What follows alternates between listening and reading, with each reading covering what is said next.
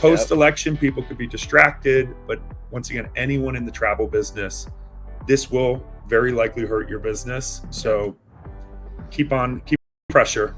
I think we were talking heavily about sustainability as a new driving force, and obviously always employee experience. But I feel like now, cost has become number one talking point again. And I see also now a question on the buyer community where they're saying, okay, how can we leverage our buying power versus the more and more consolidated market structure? And so I think, it was just a matter of time before it caught up. Now it's caught up. And the question is, can the existing management team modernize and change enough while also just fixing stuff that was neglected for so long? Right. You have, like, they talk about all the money they're investing in tech. Well, yeah, it's because they spent way too long not investing in it. You talk about the joy of travel. Let's be honest, guys. Right? Everybody talks about the golden age of air travel. It sucked back then. What are you talking about?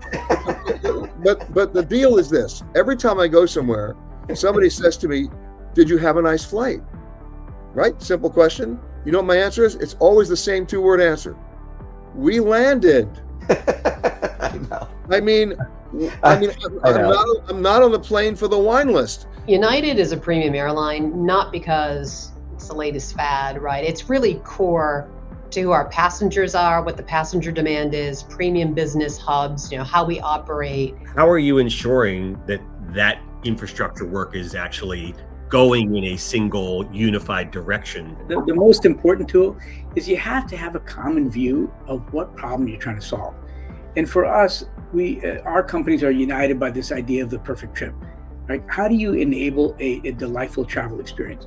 And by the way, that vision is broad enough that anybody can contribute to it. And to be fair, every one of the companies I'm in benefits by making that vision possible. So it's in their best interest to go make that vision possible. We had this model called Listen, Act, Listen.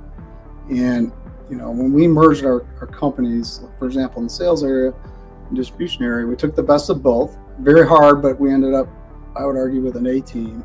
But then we focus on the customer. It's like, well, we don't get to tell them what to do. The customer, we got to find what do they need and want that they value. By the way, we have a motto here at Delta and Delta Sales to stay humble and hungry.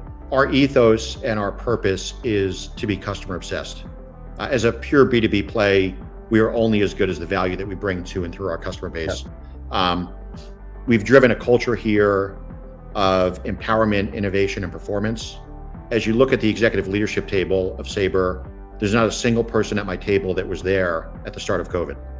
So culturally and in terms of the leadership ranks, it's a very different place than it was historically.